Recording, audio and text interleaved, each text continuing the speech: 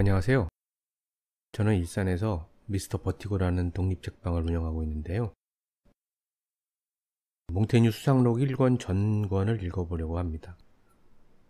제가 몽테뉴 수상록에 관심을 갖게 된 것은 우연히 서문을 접하고 나서부터인데요. 너무나 솔직한 서문에 흥미를 갖고 본문을 읽어보려고 번역본을 찾았는데 제가 읽을 만한 번역본이 없더라고요. 전권이 번역된 책은 무슨 말인지 이해하기 어려웠고 그나마 읽을 만한 책은 부분 발췌해서 번역한 거였어요. 그래서 제가 영어로 번역본 대조해 가면서 번역이라기보다는 리라이팅에 가까운 작업을 한 2년 전쯤 시작했는데 작년에 불문학자께서 1, 2, 3권 점검 번역한 책이 민음사에서 에세라는 제목으로 출간이 되었습니다. 그 책을 읽어보니까 읽을만하고 오역도 없으니 괜찮았는데 제 마음에 쏙 들지는 않았습니다. 그래서 지금도 책방 보면서 그 작업을 계속하고 있는데 현재 2권 중반쯤까지 했습니다. 근데 어차피 책으로 출간하기도 좀 어려운데 그냥 묵혀두고 있자니 좀 아까운 생각이 들어서 유튜브에 낭독이라도 해야겠다 생각하고 이렇게 하게 되었네요. 제가 영어 보고 리라이팅 한 거니까 아무래도 오역이 좀 있을 것 같은데 이 점 감안해서 들어주셨으면 좋겠습니다. 그리고 시작하기에 앞서 제목을 뭐라 할까 생각을 좀 해봤는데요.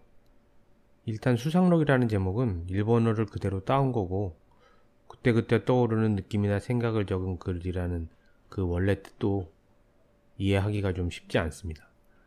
그래서 민음사파는 원어 그대로 에세라는 제목으로 했고요. 이 제목으로 출간된 책이 예전에도 있었죠. 저는 그냥 에세이라고 하겠습니다. 그 에세이라는 말이 이 책으로부터 시작했기 때문에 제가 생각하기에는 그 제목이 가장 적합한 제목이 아닐까 싶네요. 그럼 시작하겠습니다. 독자들에게. 독자들이여, 이 책은 솔직하게 쓴 글이다. 미리 밝혀두지만 우리 집안일과 내 개인사를 적는 것 외에 다른 목적은 없다. 여러분에게 도움을 주기 위해서나 나 자신의 영광을 위해 쓴 게 아니다. 그럴 생각도 없고 그럴 능력도 없다.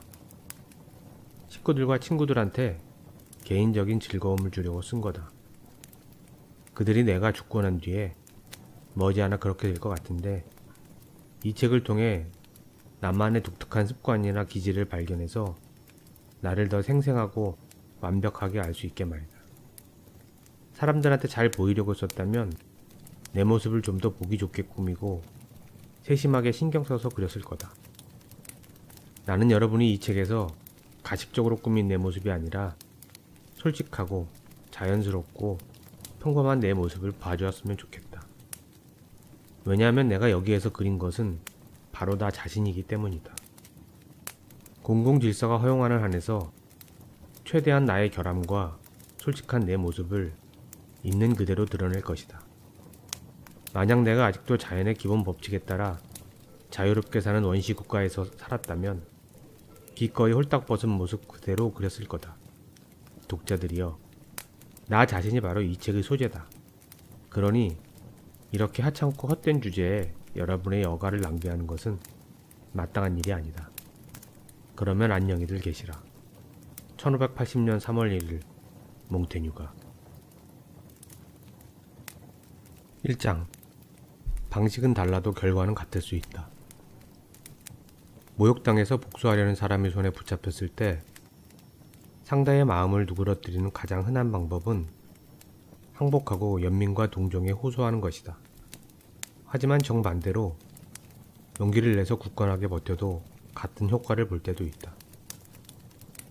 우리 기엔 지방을 오래 통치하며 부와 명성을 쌓아 많은 이들한테 존경받는 유명 인사였던 웨일즈의 에드워드 흑태자는 리모주 지방 사람들 때문에 많은 어려움을 겪다가 그 도시를 무력으로 점령했는데 참혹한 사륙에 내몰린 사람들, 여자들과 아이들이 그의 발밑에 몸을 던지며 자비를 구했지만 결코 보복을 멈추지 않았다.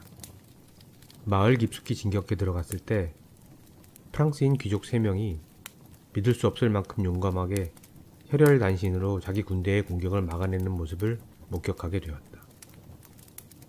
이들의 놀라운 용기에 감탄한 에드워드는 단번에 분노가 누그러져 이들 3명의 기병에게 자비를 베푸는 것을 시작으로 남아있는 마을 사람 모두에게 같은 관용을 베풀었다. 에파이로스의 스컨데르베우 왕자가 자기 병사 1명을 죽이려고 쫓고 있었다.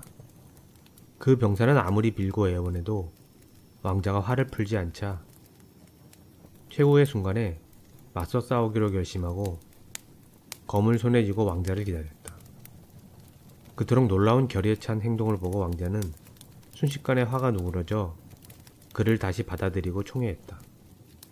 하지만 이 예는 이 왕자의 비범한 힘과 용기를 제대로 읽지 못한 이들한테는 다르게 해석될 여지가 있을지도 모르겠다.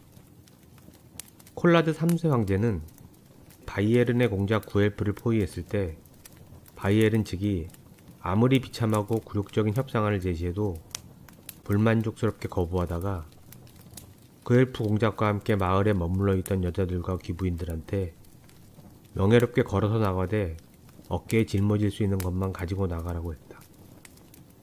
그러자 도량이 컸던 이 여자들은 남편들과 아이들뿐만 아니라 공작까지도 어깨에 짊어지고 가려고 했다. 그들의 담대한 행동에 탐복한 황제는 크게 기뻐했고 구엘프 공작에게 품었던 극도의 증오심이 순식간에 사라져서 그 후로는 공작과 그의 사람들을 자비롭게 대했다.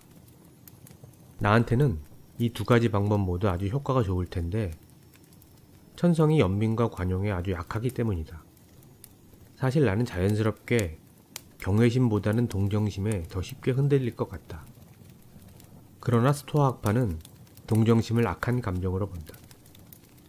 그들은 고통받는 사람을 도와는 주되 그들이 고통받는 모습에 영향을 받아 그들을 동정해서는 안 된다고 생각한다. 이 문제를 다루는 데 있어서 이런 예는 꽤 적절한 것 같다. 왜냐하면 이 2가지 방식으로 공격받고 시험당할 때 한 가지 방식의 공격에는 굳건히 버티지만 또 다른 방식의 공격에는 흔들리고 굴복당하는 모습을 쉽게 볼 수 있기 때문이다.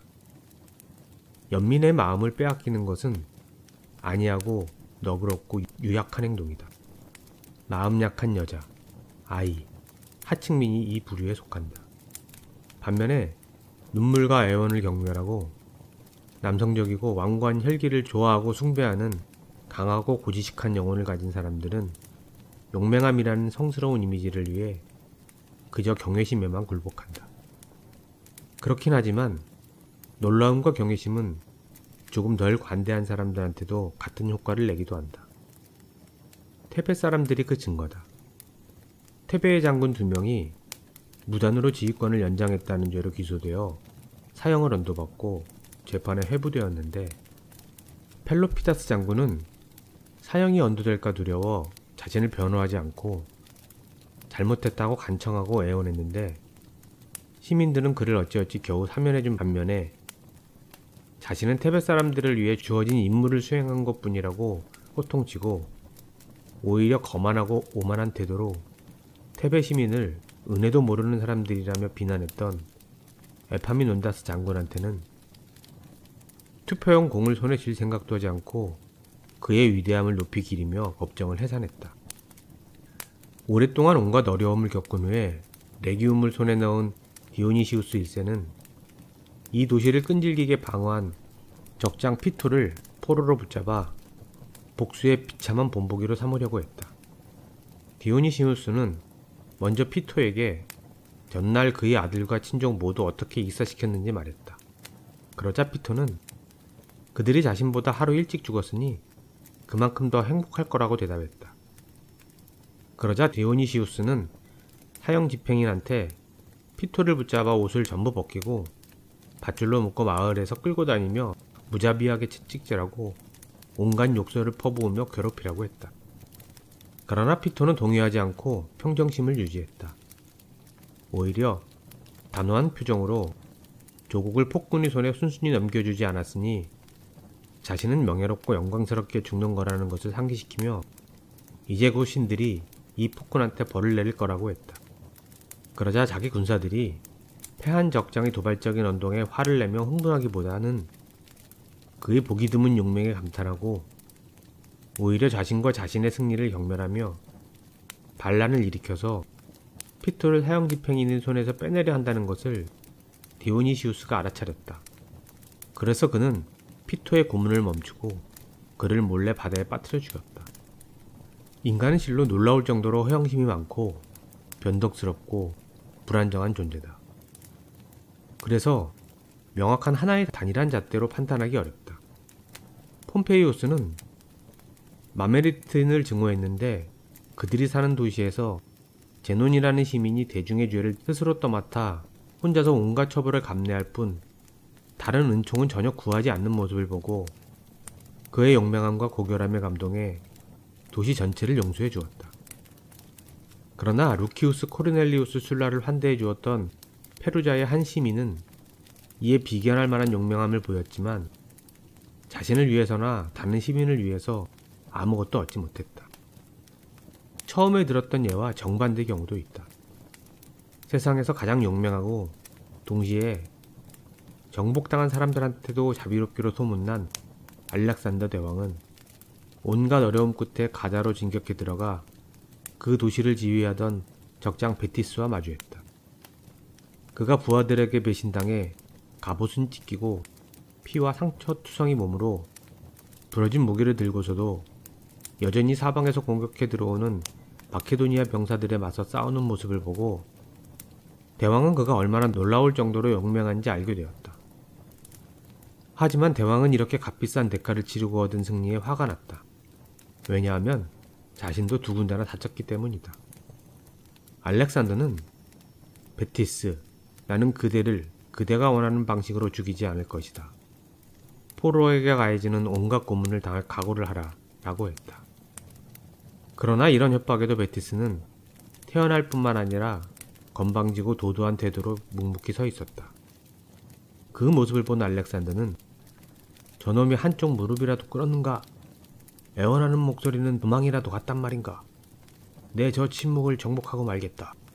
저 입에서 말 한마디 끄집어낼 수 없다면 신음이라도 듣고야 말겠다 라고 했고 결국 몹시 격분한 알렉산더는 베티스의 발 뒤꿈치에 구멍을 뚫어 수레에 매달아 끌고 다니게 해서 온몸이 찢기고 사지가 잘려나가게 했다. 베티스가 보여준 용기가 정복자 알렉산더한테는 너무 자연스럽고 익숙한 것이어서 놀랍지도 않고 존중하는 마음도 덜했던 것일까? 아니면 그런 용기는 오직 자기만 가진 덕이라고 생각했는데 다른 사람이 비슷한 용기를 보이자 질투심에 견딜 수 없었던 것일까? 그것도 아니면 워낙 불같은 성격이어서 자신에 대항하는 상황 자체를 참을 수 없었던 것일까? 확실히 그가 자신의 감정을 컨트롤할 줄 알았다면 테베시를 약탈하고 폐허로 만들었을 때 싸움에 져서 더 이상 방어할 힘도 없는 수많은 테베 병사들이 그토록 무참히 두륙당하는 풍경을 보고 마음을 누그러뜨렸을 것이다.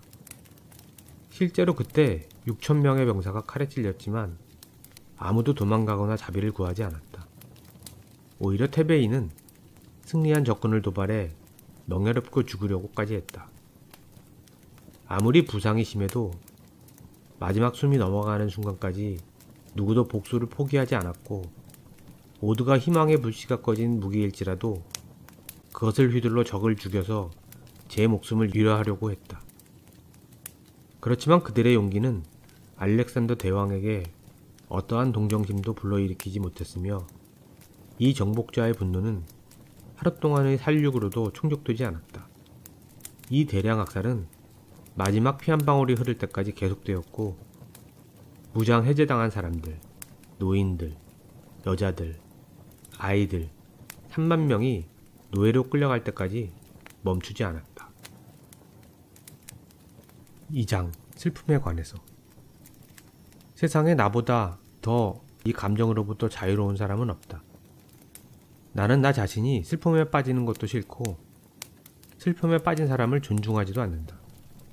반면에 세상 사람들 대부분이 마치 이 감정에 정가라도 매겨져 있다는 듯이 호의를 가지고 특별히 존중한다.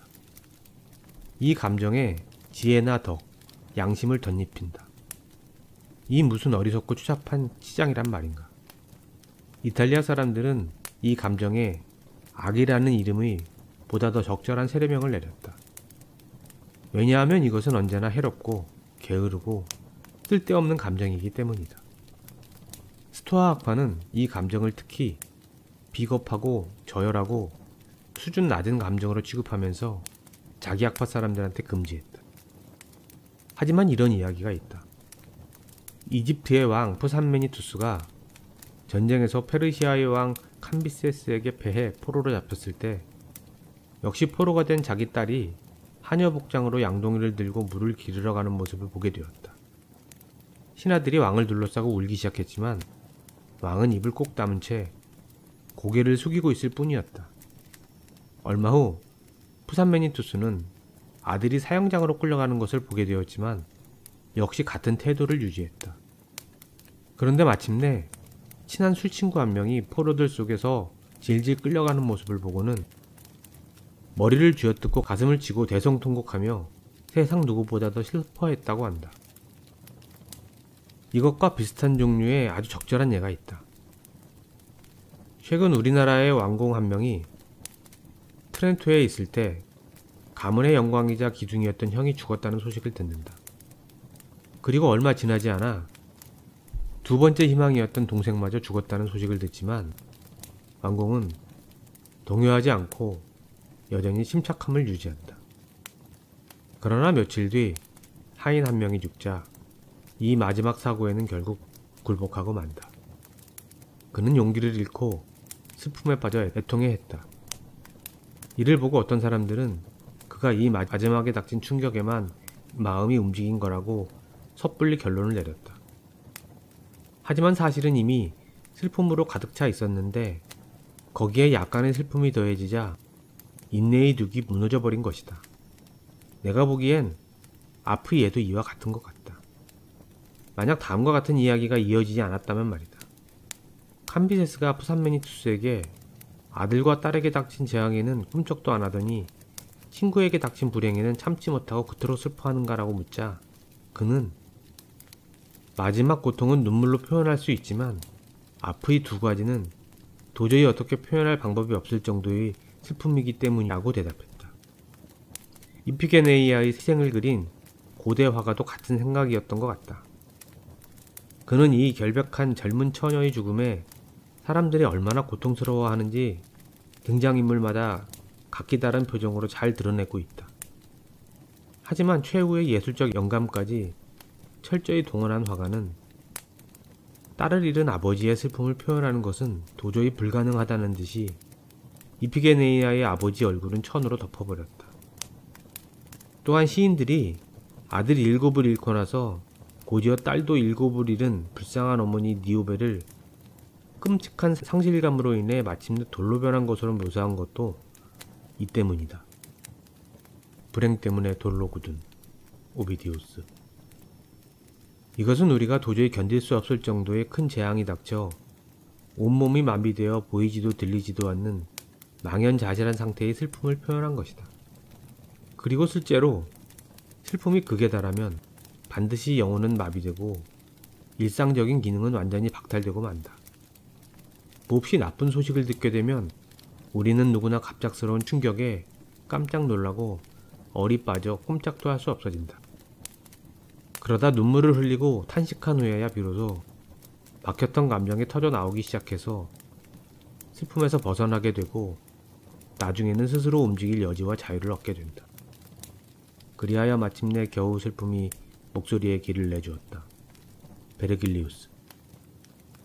페르디난트 1세가 헝가리의 야노시 1세왕의 미망인가 벌인 부다페스트 근방의 전투에서 어느 익명의 병사가 용감한 활약을 하고 전사했다. 사람들은 그의 용기를 칭송하고 그의 죽음을 애도했다. 이 군인의 활약에 특히 감동한 독일 대장 라이작은 군인의 시체가 도착하자 다른 이들과 마찬가지로 그가 누구인지 궁금해하며 그의 얼굴을 보려고 했다. 그런데 갑옷을 벗겨보니 곧바로 자기 아들이라는 것을 알았다. 같이 있던 사람들이 모두 영주를 위로하며 슬퍼했지만 정작 그는 말 한마디 없이 눈 한 번 깜빡이지 않고 못 박힌 듯 서서 아들의 시선을 뚫어지게 쳐다보다가 그만 격렬한 슬픔에 정신을 잃고 뻣뻣하게 굳은 채 땅에 쓰러져 죽고 말았다. 자신이 얼마나 속이 타는지 말할 수 있는 자는 별로 속이 안 타는 것이다. 페트라르카. 사랑에 빠진 사람들도 주체할 수 없는 열정을 묘사할 때 이와 같이 말한다. 불쌍하게도 사랑으로 내 모든 감각 마비되었네. 레스비아여. 당신을 본 순간 온몸에 힘이 빠져 이 미칠 것 같은 마음 알릴 길이 없네. 혀는 딱딱하게 굳고 가는 불꽃이 혈관을 타고 온몸으로 번져 먹먹하게 귀먹고 어둠으로 눈머네. 카툴루스. 불평을 늘어놓거나 성적인 설득을 하는 상태라면 그때는 열정이 가장 맹렬히 불타오를 때가 아니다. 그럴 때면 영혼은 깊은 생각에 빠져 천근만근 무거워지고 몸은 욕망으로 짓눌려 소약해진다. 그래서 가끔 연인이 그럴 때가 아닌데도 갑작스럽게 발기불능에 빠지기도 하는 것이다. 심지어 쾌락의 열매를 개걸스럽게 핥아먹는 순간에도 과도한 열정에 사로잡혀 그런 불감증에 빠지기도 한다. 쉽게 음미하고 소화할 수 있는 열정은 하찮은 수준의 평범한 열정이다. 작은 슬픔은 수다스럽지만 큰 슬픔은 말문을 막아버린다. 세네카. 뜻밖의 기쁨으로 너무 놀랄 때도 가끔씩 이와 같은 상태에 빠지기도 한다. 내가 트로이 군인들을 건드리고 다가가자 그녀는 그만 넋이 나가버리고 말았습니다. 그 광경을 보고 이 믿어지지 않는 기적에 깜짝 놀라서 그만 정신을 잃은 것입니다. 온몸에서 온기가 사라지며 맥없이 주저앉더니 한참이 지나서야 겨우 다시 말을 할 수 있었습니다. 베르길리우스. 한 로마 여인은 패배한 칸나의 전투에서 살아 돌아온 아들을 보고 너무 기쁜 나머지 숨을 거둔다. 소포클레스와 포콘 디오니시우스도 기뻐하다 죽어버렸다. 탈바는 로마 원로원에서 영광스럽게도 자신에게 표창장을 수여한다는 편지를 읽다가 코르시카에서 죽었다. 이 밖에 우리 시대에도 같은 사례가 있는데 교황 레오 10세는 그토록 원했던 밀라노 정복 소식을 듣고 너무 기뻐하다가 고열로 숨지고 만다. 인간이 얼마나 어리석은 존재인지 옛사람들은 더욱 확실한 증거를 제시했는데 디오도로스는 학교와 공공장소에서 있었던 논쟁에서 상대방이 제기한 주장에 반박하지 못하자 극도의 수치심에 갑자기 죽어버렸다고 적고 있다. 나는 이런 격렬한 감정에 별로 사로잡히지 않는 사람이다. 천성적으로 감수성이 그다지 예민하지도 않지만 매일같이 이성적인 사고로 감정을 단련하고 강화하기 때문이다. 3장. 우리의 감정은 우리를 넘어서까지 영향을 미친다. 어떤 이들은 사람들이 언제나 미래의 것에 욕심낸다고 비난하면서 앞으로 다가올 것은 이미 지나간 것보다 더 붙잡기 어려우니 차라리 현재의 행운을 붙잡고 그것에 안주하라고 가르치는데 이는 인간이 저지르는 가장 흔한 잘못을 지적하는 것이다. 우리가 말보다 행동을 우선시하고 다른 많은 잘못된 생각처럼 그릇된 생각으로 대를 잇는 것에 본능적으로 꿀리는 것을 감히 잘못이라고 부를 수 있다면 말이다. 우리는 절대 집에 머물러 있지 않고 언제나 그 너머에 있다. 두려움, 욕망, 희망이 언제나 우리를 미래로 향하도록 등떠민다. 그리고 현재의 느낌과 생각을 없애고 앞으로 일어날 일을 심지어 우리가 세상에 얻게 될 때의 일들로 우리를 바쁘게 한다. 미래를 걱정하는 이는 불행하다. 세네카. 플라톤은 내 할 일을 하라. 그리고 너 자신을 알라라는 위대한 교훈을 자주 인용한다. 이 두 가지 가르침은 일반적으로 우리가 지는 일체의 의무를 뜻하며 다음의 의미도 내포하고 있다. 자기 일을 하려는 자는 가장 먼저 자신이 누구인지 알아야 하며 어떤 일이 자기한테 맞는지 알아야 한다. 그리고 자신을 아는 자는 더 이상 남의 것을 자기 것으로 여기지 않으며 무엇보다 자기 자신을 사랑하고 개발한다. 불필요한 일과 쓸데없는 생각이나 계획을 거절한다. 어리석은 사람은 바라는 대로 되어도 충분하게 얻었다고 생각하지 않지만 지혜로운 사람은 언제나 현재에 만족하고 절대로 현재에 불만을 품지 않는다. 키케로. 에피쿠로스는 미래에 대한 통찰과 격정으로부터 현자들을 해방했다. 죽은 자에 관한 법률 중에서 왕의 업적은 반드시 사후에 평가해야 한다는 법률은 내가 보기에 허점이 없는 것 같다. 왕은 법의 주인이 아니라 법과 동등한 존재일 뿐이다.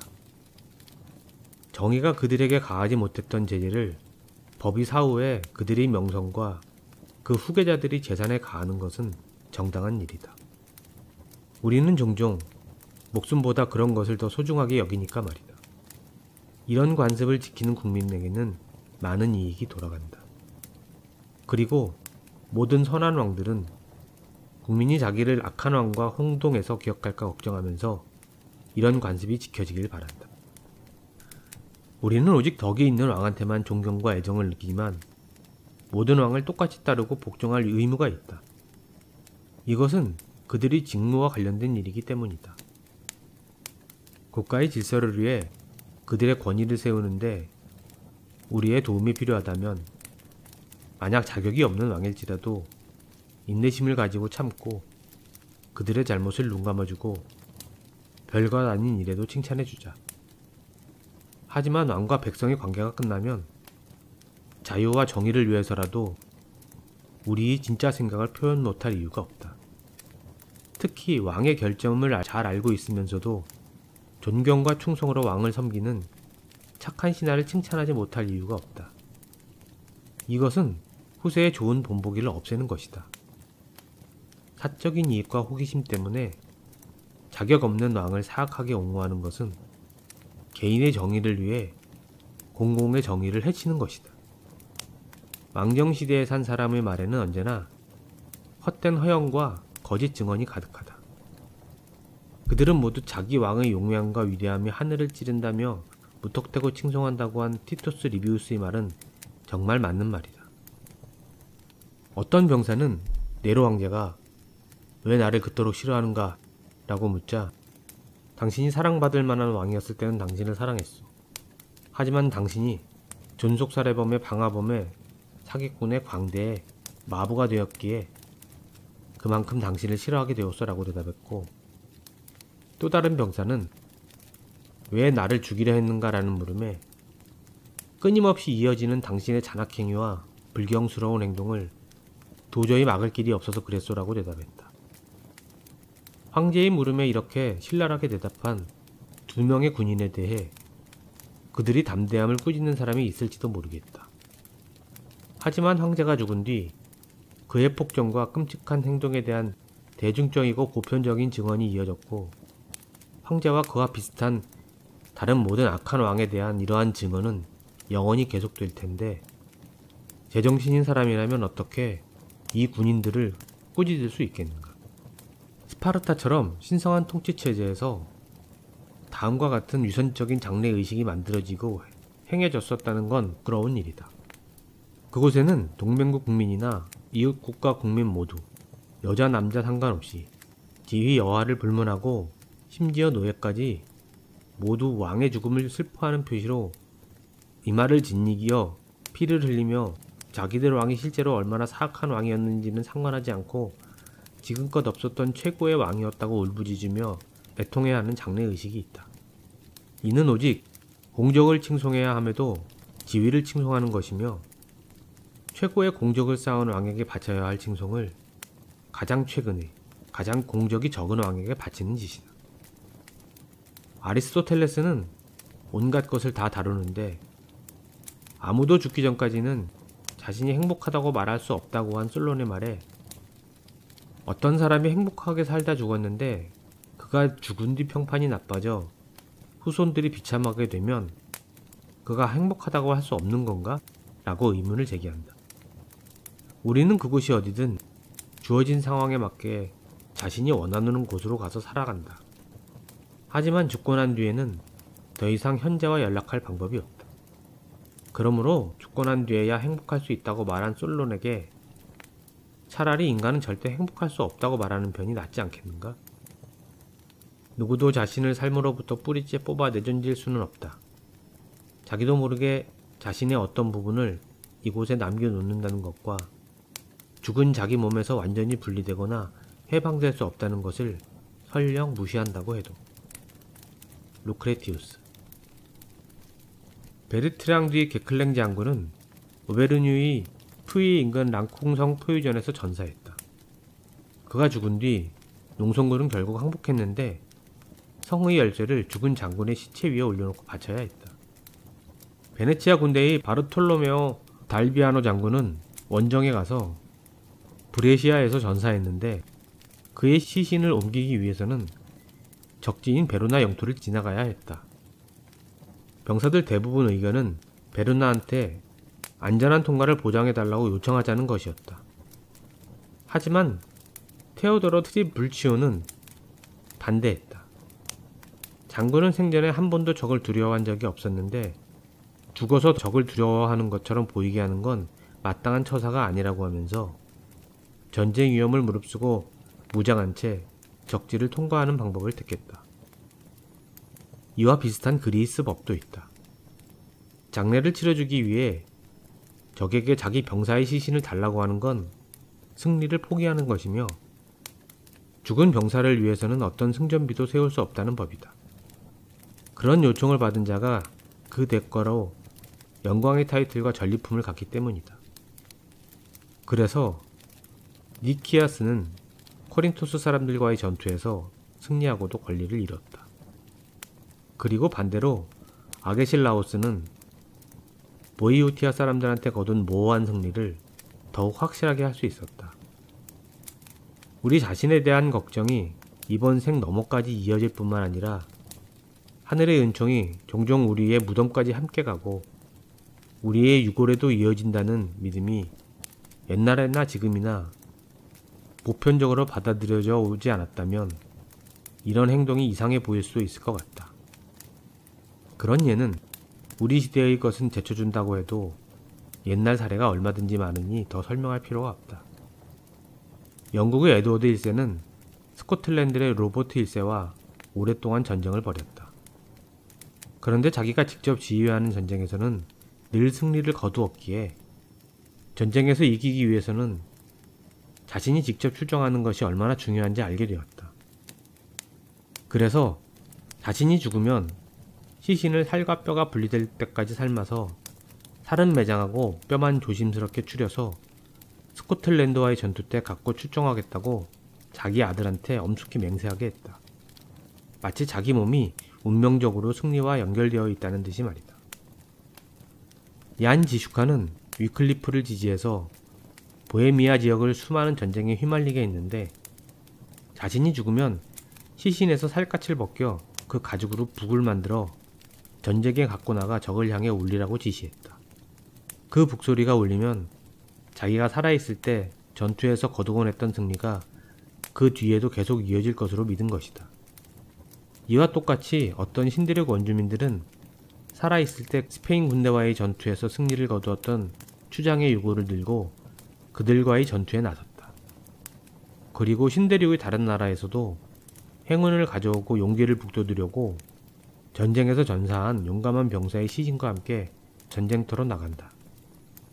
아프이에는 그들이 생전에 얻은 명성이 그들의 무덤에도 여전히 남아있다고 믿는 것뿐이다. 하지만 뒤의 예는 시신의 실제 효과를 발휘하는 힘이 지금도 깃들어 있다고 믿는 것이다. 피에르 테라유 드 바야르 장군의 행동은 더욱 적절한 예다. 그는 총격전에서 치명상을 입었는데 부하들이 전선에서 물러나 퇴각하라고 설득했지만 마지막까지 적에게 등을 보일 수 없다며 끝까지 싸우다가 마침내 힘을 전부 소진해 말 위에 앉아 있을 수도 없게 되자 부하한테 적을 향해 얼굴을 쳐들고 죽을 수 있게 몸을 나무에 기대 놓으라고 명령했고 실제로 그렇게 죽었다. 앞의 사례에 못지않은 탁월한 예를 하나 더 들어보겠다. 지금 스페인 국왕의 펠리페 2세의 증조부인 막시밀리안 황제는 고상한 자질을 많이 가졌는데 다른 무엇보다 수려하고 단정한 외모를 자랑했다. 그런데 그에게는 독특한 습관이 있었다. 다른 왕들은 중대한 업무를 급하게 처리할 때는 병기를 왕자 삼아 일을 처리하기도 했는데 그는 침실에 아무도 들어오지 못하게 했고 아무리 가까운 사람이라도 절대 자기 몸을 보여주지 않았다. 심지어 용변을 볼 때는 흔히들 숨기려고 하는 은밀한 부위를 의사한테까지 내보이지 않으려는 처녀처럼 조심스럽게 철저히 가리고 보았다. 함부로 무례하게 이야기하긴 했지만 나도 당연히 부끄러움을 많이 타는 편이다. 어쩔 수 없이 꼭 필요한 때나 성적 쾌락을 위해서가 아니라면 관습적으로 숨겨야 하는 그런 부위나 행동을 절대 남에게 내보이려고 하지 않는다. 특히 직업 때문에 보통 남자보다 더 엄격하게 지킨다. 하지만 그는 너무 지나쳐 거의 미신이 되다시피 해서 자기가 죽으면 곧바로 속바지를 입히라는 유언을 남겼고 옷을 입히는 사람은 반드시 눈을 가려야 한다고 유언장에 써놓았을 정도였다. 키루스는 자기 아들한테 자기가 숨을 거두고 나면 너희뿐만 아니라 다른 누구도 시신을 보지도 만지지도 말라고 지시했는데 내가 보기엔 일종의 신앙심 때문이었던 것 같다. 왜냐하면 그와 그의 역사가는 둘 다 타고난 여러 위대한 재능을 보였지만 무엇보다 전 세계 동안 종교에 대해 특별한 관심과 숭배를 보였기 때문이다. 어떤 귀족인에게 평상시에나 전쟁 중일 때나 굉장히 명망 높고 유명했던 우리 가문의 어떤 사람에 대해 이야기해 주었는데 그는 담석증으로 심하게 고생하다가 말년에 살 날이 얼마 남지 않자 자기 장례식과 애도 순서를 정하는 일을 고민하느라 생의 마지막 시간을 전부 써버렸다. 자신을 보러 온 신분 높은 사람들한테 자기 무덤의 조의를 표하라는 말을 해달라고 부탁했고 마지막 순간에 그를 보러 온 왕한테까지 왕족들을 발인식에 참석시켜달라고 졸랐다. 이런저런 이유와 예를 들어가며 자기는 그런 대우를 받을 만한 사람이라고 하면서 말이다. 이 이야기를 듣고 나는 몹시 불쾌했다. 그렇게 집요한 허영심은 거의 본 적이 없다. 우리 집안에서 그런 희한한 사례를 찾고 싶진 않은데 앞선 사례와 별다를 것 없어 보이지만 이와 정반대되는 특이한 사례가 있다. 그 사람은 삶의 마지막 순간에 어떻게 하면 자신의 장례식 비용을 줄일까 머리를 싸매고 열심히 궁리하다가 하인 한 명과 초롱불 한 개만 쓰라고 했을 정도로 특이하고 유별난 구두쇠였다.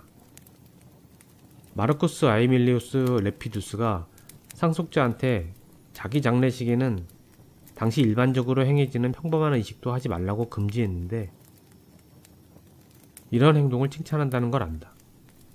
얼마나 비용을 많이 쓰고 얼마나 호사를 누리는지 느낄 수도 없는데 과도한 비용과 쾌락을 피하는 게 과연 절약과 절제일까? 이 얼마나 값싸고 손쉬운 개혁이란 말인가. 어쨌든 기준을 정해야 한다면 사람이 살면서 하는 다른 모든 일처럼 그렇게 각자 자기 형편에 맞게 하면 된다고 생각한다. 철학자 리코는 자기 친구들한테 시신은 너희들이 적당하다고 생각하는 곳에 묻고 장례식은 너무 과하지도 않고 너무 인색하지도 않게 치러달라고 부탁했다. 내 장례식은 전적으로 당시의 관습에 따라 치르면 좋겠다. 그리고 나를 위해 이 마지막 일을 해줄 사람의 재량에 전적으로 맡기고 싶다. 그것은 자신을 위해서는 조금도 신경 쓸 일이 아니지만 가족을 위해서는 소홀히 여기지 말아야 한다. 키케로. 한 성인은 이런 성스러운 말을 남겼다. 장례 절차, 장지 위치, 운구의식은 죽은 자를 편히 모시기 위한 것이라기보다 산자들을 위로하기 위한 것이다. 아우구스티누스. 소크라테스는 자기 죽음이 임박해 장례 절차에 관해 묻는 크리톤에게 자네 마음대로 하게라고 했다. 내가 뒷일까지 관여해야 한다면 차라리 좀 더 용기를 내서 아직 숨쉬고 살아있는 동안에 자신의 영광스러운 장례식을 미리 즐길 줄 알고 자신의 죽은 얼굴이 대리석으로 조각되는 모습을 즐겁게 바라볼 줄 아는 사람이 되는 게 낫겠다. 무감각함으로 자기 감각을 만족시킬 줄 알고 죽음으로 자기 삶을 만족시킬 줄 아는 자는 얼마나 행복한가. 나는 모든 민주주의 규칙을 절대로 혐오한다고 감히 맹세할 준비가 되어 있다. 비록 그것이 가장 자연스럽고 공평해 보이지만 그럴 때마다 아르기누사이 제도 근처에서 스파르타와 벌인 그리스 해전 역사상 가장 많은 피를 흘린 힘겨운 교전을 승리로 이끌고 막 돌아온 용감한 장군들을 승리한 후 죽은 병사의 시신을 모아 묻어줄 때까지 기다리지 않고 전시법규를 자기에게 유리한 쪽으로 해석해서 적을 쫓았다는 이유로 어떤 감형도 없이 변호할 기회 한 번 주지 않고 처형해버린 아테네 시민들의 비인간적인 부당함을 종종 생각하게 된다. 그리고 디오메톤의 행동은 이 가혹한 처형을 더욱 혐오스럽게 만든다. 그는 탁월한 덕망을 갖춘 군인이자 정치가로 사형 선고를 받은 사람 중 한 명이었는데 판결이 내려지자 최후 진술을 위해 앞으로 나갔는데 청중들에게 이야기할 기회가 아주 잠깐뿐이라는 것을 알았다. 그는 자기 변호를 하거나 자기의 행동의 정당성을 입증하려고 노력하거나 그토록 잔혹한 사형 선고는 명백하게 부당한 판결이라고 분노하는 대신 판결이 그들이 선의에 따른 것이었다고 신께 빌면서 판사들의 안위만 기원했다. 그리고 자신과 동료들이 얻은 영광스러운 승리에 대한 감사의 표시로 어떤 맹세를 했는지 알리면서 그 맹세를 깼다고 자신들에게 분노와 복수를 하지 말아달라고 신들께 기도했다. 그러고는 더 말하지 않고 용감하게 처형장으로 걸어갔다. 몇 년 뒤 운명은 그들을 똑같은 방식으로 응징했다. 아테네 해군의 총사령관인 카브리아스는 스파르타의 폴리스 제도가 벌인 낙소스 섬 해전에서 유명한 승리를 거둔 후에 지난번과 같은 잘못을 저지를까 걱정해서 바다에 둥둥 떠다니는 죽은 전우의 시체를 잃지 않으려고 살아있는 적들이 무사히 헤엄쳐 도망갈 기회를 주게 되었고 그로 인해 그들에게는 너무나도 중요한 승전의 결실을 완전히 잃고 말았다. 결국 이런 쓸데없는 미신 때문에 그들은 비싼 대가를 치르게 된다. 죽은 뒤에 어디에 눕는지 알고 싶은가? 태어나기 전에 누워있던 곳에 눕는다. 세네카. 또 다른 이는 영혼 없는 몸에 안식의 느낌을 되돌려준다. 생명이 사라진 그의 몸이 슬픔을 벗고 쉴 수 있는 안식처인 무덤 하나 그에게 내리지 않기를. 엔니우스 키케로이뇨. 심지어 자연은 수없이 많은 것들이 죽은 뒤에도 여전히 생명과 신비로운 관계를 유지하는 것을 우리에게 보여준다. 포도주는 지하 저장고에서 포도나무의 계절적인 변화에 따라 변한다. 그리고 사슴고기는 건조통에서 살아있는 살처럼 맛과 상태가 변한다. 사장. 참된 대상이 없으면 영혼은 그릇된 대상에 열정을 쏟는다. 통풍으로 엄청나게 고생하던 우리나라의 어떤 신사는 소금에 절인 고기는 절대 먹으면 안 된다고 의사가 상화할 때마다 병 때문에 경련이나 고통이 심해지면 뭔가 싸울 대상이 필요해지는데 지금은 소시지에 소리 지르고 욕하고 싶고 가끔은 소금에 절인 소 혓바닥과 햄의 악담을 퍼붓는데 그러면 조금 괜찮아진다고 재치있게 대답하곤 했다. 사실 팔을 들어 뭔가를 때리려고 휘두르지만 허공만 가르고 헛스윙을 하게 되면 짜증이 나게 마련이다. 또 아름다운 경치를 감상하려면 시선이 이리저리 헤매다 하늘 저 멀리까지 가게 되면 안 되고 적당히 떨어져서 경치를 한눈에 담을 수 있어야 한다. 바람은 울창한 떡갈나무 숲에 가로막히지 않으면 힘을 잃고 허공에 흩어진다. 루카누스. 마찬가지로 인간의 영혼도 뭔가 붙잡을 것이 없으면 제 갈 길을 잃고 동요하고 방황하는 것 같다. 그래서 언제나 목표로 삼고 쫓을 대상이 필요하다. 프로타르코스는 강아지와 원숭이 같은 애완동물에 애정을 쏟는 사람들에 대해서 우리 안에 사랑을 담당하는 부분은 적당한 대상이 없으면 가만히 있기보다 스스로 거짓되고 하찮은 대상을 만들어낸다고 말했다. 그리고 우리가 알고 있듯이 열정에 사로잡힌 영혼은 아무것도 안 하고 가만히 있지 못하고 설령 그것이 심지어 우리의 믿음에 반하는 거짓되고 허황된 것일지라도 만들어서 자기 자신을 속이려고 한다. 동물이 자기를 다치게 한 돌이나 칼을 공격하고 자기가 받은 고통을 되돌려주려고 그것을 이빨로 깨무는 것도 이 때문이다. 파노니아의 곰은 리비아 사냥꾼이 던진 작은 가죽 채찍 끝에 달린 투창을 맞으면 성을 내며 상처 쪽으로 돌아서서 몸에 박힌 무기를 향해 맹렬히 돌진한다. 그렇게 투창을 향해 빙글빙글 돌게 된다. 루카누스. 우리는 우리에게 닥친 고난을 극복하기 위해 그 이유를 꾸며내지 않나? 싸울 대상을 찾으려고 옳건 그르건 뭔가를 비난하지 않나? 당신이 사랑하는 형제가 유탄에 맞은 건 당신이 절망에 빠져 그토록 무참하게 쳐대는 당신의 창백한 가슴 때문도 아니고 당신이 쥐어뜯는 따내린 금발머리 때문도 아니다. 뭔가 다른 탓을 한다.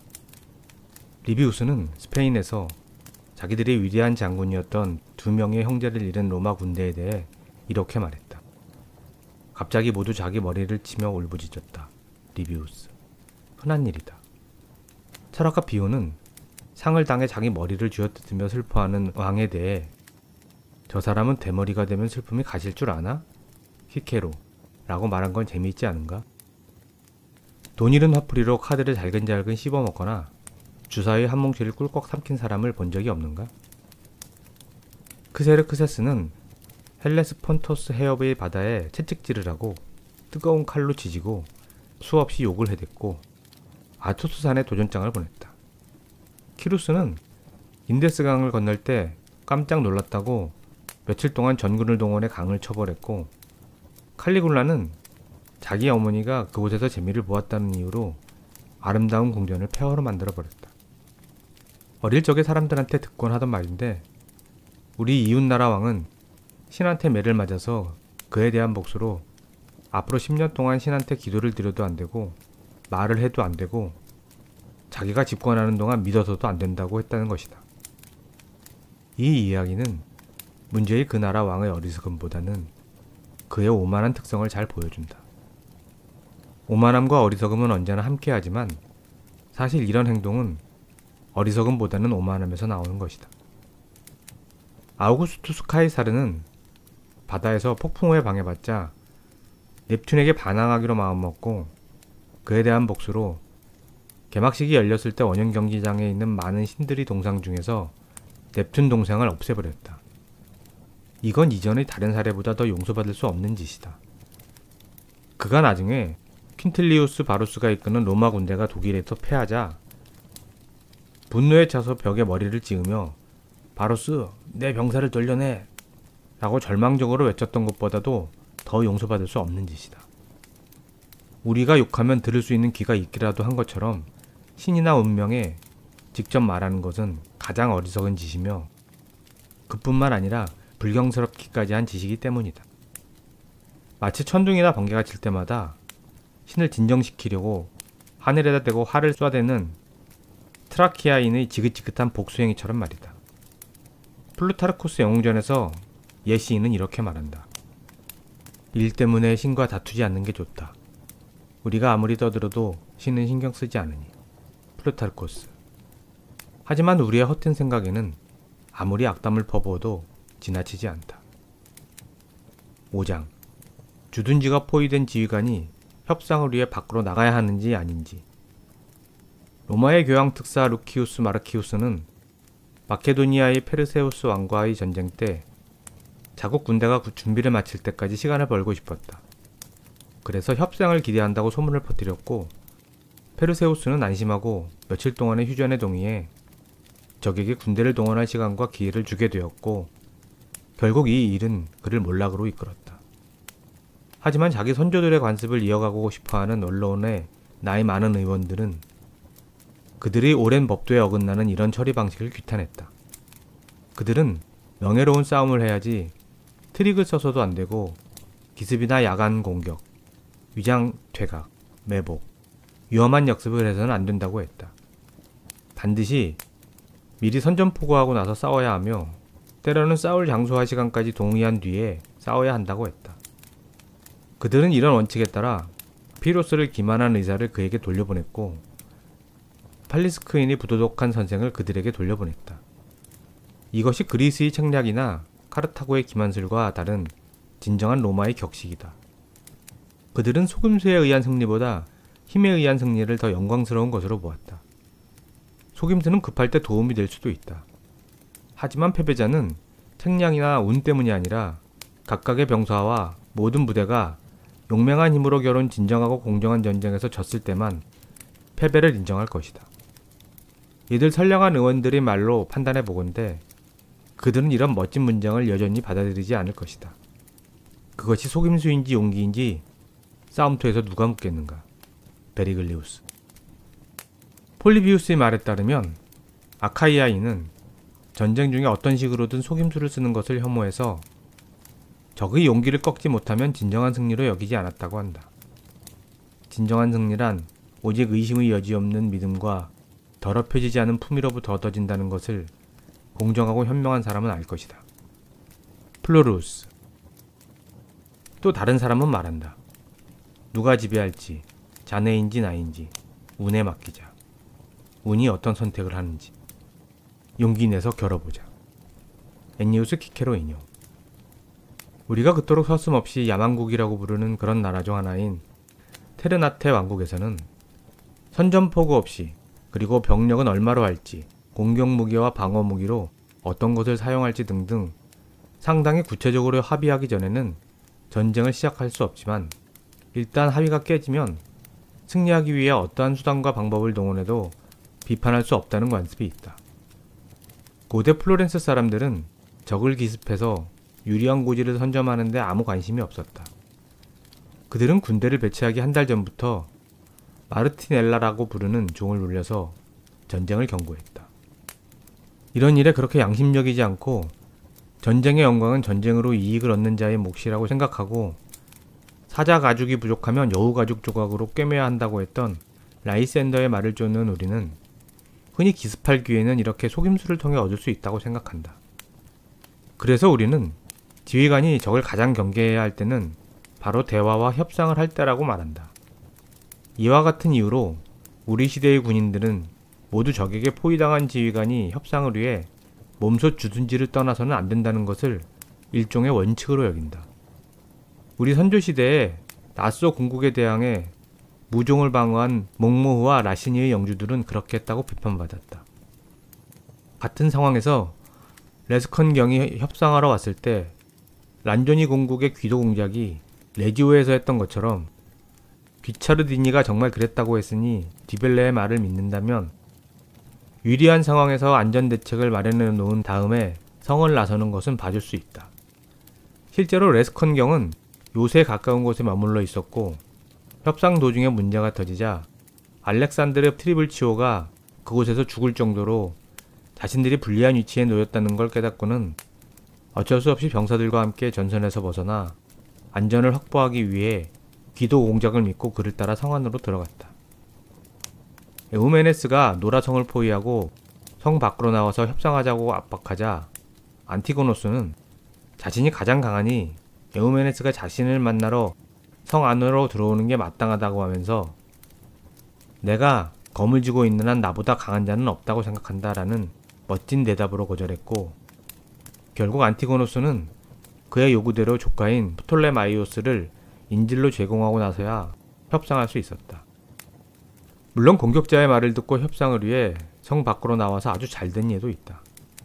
쌍판위의 기사 앙리드 볼스가 콩메르시 성에서 영국군에 포위당했을 때 포위군을 지휘하던 바르톨로메오 드 본느는 성벽을 삥 둘러 바깥쪽 밑에 구덩이를 파서 그 안에 불을 지르면 성 안의 모든 것이 무너져 돌덩이가 되게 해놓고 앙리한테 협상하러 밖으로 나오는 게 좋을 거라고 했고, 앙리는 3명의 장수와 함께 밖으로 나왔다.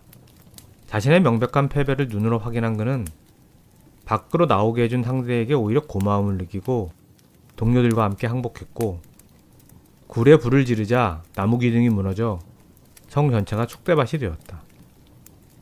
나에 대해 말하자면 나는 다른 사람의 말을 잘 믿는 편이지만 내가 자발적으로 그 사람의 정직함을 믿어서가 아니라 두렵고 용기가 없어서 그런다는 인상을 줄 때는 어쩔 수 없이 믿기가 꺼려진다. 6장. 협상할 때가 위험하다. 그런데 최근에 우리 집에서 그리 멀지 않은 미시당에서 우리 군대와 싸워서 졌던 적과 적의 동맹군이 아직 협상 중이고 논의가 진행 중인데 기습 공격으로 패한 것이니 이는 배신행위나 다름없다고 주장하는 것을 보았다. 과거에는 그런 불평이 어느 정도 타당했을 테지만 내가 방금 설명한 것처럼 이제는 더 이상 우리 방식이 이런 규칙에 얽매이지 않는 시대다. 모든 서류에 사인을 마치고 밀봉할 때까지 신의를 기대해서는 안 된다. 심지어 그렇게 했더라도 여전히 조심해야 한다. 그리고 승리한 군대가 아무리 듣기 좋은 소리로 부드럽게 도시의 안전을 약속한다고 해서 그 말을 믿고 승리에 들뜬 병사들을 바로 성 안으로 들이는 것은 언제나 위험천만한 일이다. 로마 집정관 아멜리우스 레길루스는 포카이아 시를 무력으로 점령하려고 시도했지만 시민들이 보기 드문 용맹함으로 방어를 잘해서 시간만 허비하게 되었다. 결국 그들을 로마 시민의 친구로 받아들이고 동맹도시에 들어가는 것처럼 입성하겠다는 조약을 체결했고, 그렇게 해서 적대 행위에 대한 두려움을 전부 가라앉혔다. 하지만 시가 행진하려고 자신의 군대와 함께 입성했는데 아무리 노력해도 자기 병사들을 통제할 수 없었다. 그는 자신의 눈앞에서 자기 병사들에 의해 도시 대부분이 약살당하고 폐허가 되는 꼴을 지켜보아야 했다. 탐욕과 복수의 논리가 그의 권위와 병사의 기강보다 우세했던 것이다. 클레오메네스는 전쟁 중에 적에게 어떤 나쁜 짓을 해도 이는 정의의 테두리 밖의 일이며 심리 측면에서나 인간의 측면에서나 책임을 묻을 수 없다고 했다. 그러고는 아르고스 시민들과 7일 동안 휴전하기로 했는데 3일째 밤 적이 잠든 틈에 기습해 승리하고는 휴전 조약에 밤에 대한 언급은 없었다고 주장했다. 하지만 신들은 이 신의 없는 기만 행위에 대해 복수를 해주었다. 카실리눔시는 협상하는 동안 시민들이 방심할 때 기습 공격을 받았다. 장수들도 가장 정의로웠고 로마 군대 기강이 가장 확실했던 시기에 벌어진 일이었다. 결국 때와 장소를 봐서 적의 어리석음을 이용해 우위를 점하는 것에 반대할 사람은 없을 것이다. 마치 적의 비겁함을 이용해 우위를 점하면 안 된다고 하는 사람이 없듯이 말이다.